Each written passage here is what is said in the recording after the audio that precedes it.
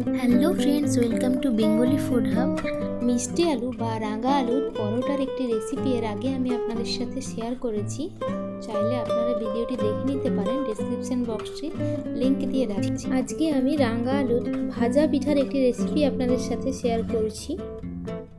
তো রেসিপিটি বানানোর জন্য আমি 1 কিলো রাঙা আলু নিয়েছি। রাঙা আলুগুলো বাজার থেকে এনে ভালোভাবে ধুয়ে নিয়েছি। এবার রাঙা আলুগুলোকে ভালো করে সেদ্ধ করে নিয়েছি। খুব বেশি গলগলে করে সেদ্ধ করা চলবে না, একটু শক্ত শক্ত থাকতেই নামিয়ে নিতে হবে।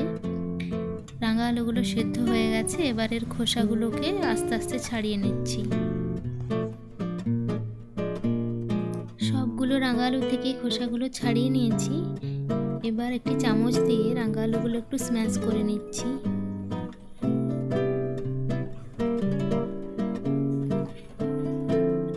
রাঙা আলু মোটামুটিভাবে ম্যাশ করা হয়ে গেছে। এবার আমি এর মধ্যে চালের গুঁড়ি মিশিয়ে দিচ্ছি। প্রথমেই অনেকটা পরিমাণ চালের গুঁড়ি দেব না, প্রথমে অল্প একটু দিয়ে দেব। 4 ডাবুর মতো এখানে দিয়েছি। লবণ দিচ্ছি পরিমাণ মতো। এবার হাত দিয়ে একটু মেখে নেব।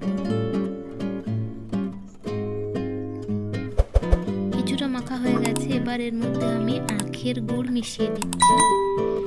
আন্দাজ করে গুড় ব্যবহার করতে হবে, যে যেমন মিষ্টি পছন্দ করেন। যারা একটু মিষ্টি খেতে কম পছন্দ করেন তারা একটু কম পরিমাণে দেবেন, আর যারা একটু বেশি মিষ্টি খেতে পছন্দ করেন তারা একটু বেশি করে গুড় দিতে পারেন।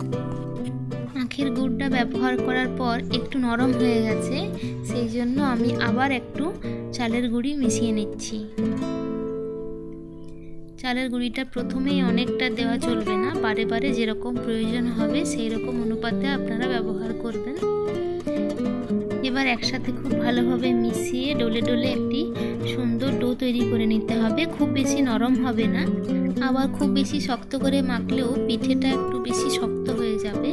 আশা করছি ভিডিওটা দেখে বুঝতে পারছেন ডোটা কীরকম হয়েছে। এবার যে ডোটা মেখে কিছুক্ষণ ঢাকা দিয়ে রেখেছিলাম, ওই 15-20 মিনিট মতো ঢাকা দিয়ে রেখেছিলাম। আপনাদের কাছে সময় বেশি থাকলে আধা ঘন্টার মতো ঢাকা দিয়ে রাখতে পারেন, এতে করে চালের গুঁড়িটা ভালোভাবে ভিজে নরম হয়ে যায়। এরপর হাতে একটু তেল বা ঘি মাখিয়ে নিয়েছি। এবার পিঠেগুলো নিয়ে লম্বা লম্বা করে শেপ দিচ্ছি। আপনারা চাইলে গোল গোল করে শেপ দিয়েও পিঠেটা বানাতে পারেন, তবে আমি একটু লম্বা লম্বা করে শেপ দিয়ে পিঠেটা গড়ে নিচ্ছি। একইভাবে আরও কয়েকটি পিঠে আমি গড়ে নিয়েছি।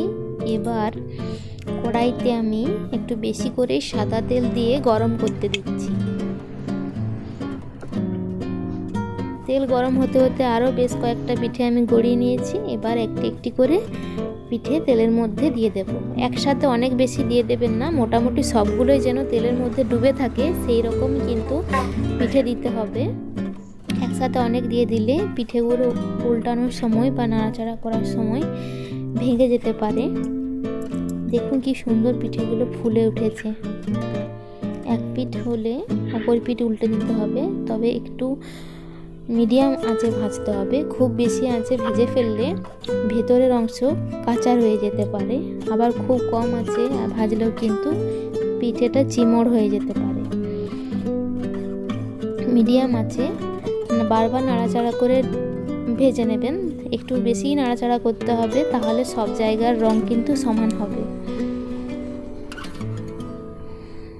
এই পিঠের ওপরটা একটু ক্রিপসি হয়, কিন্তু ভেতরটা খুবই সফট এবং জুসি হয়।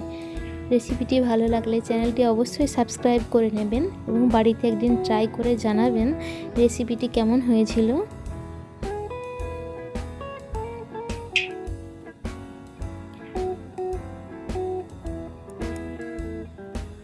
ধন্যবাদ সবাইকে ভিডিওটি দেখার জন্য।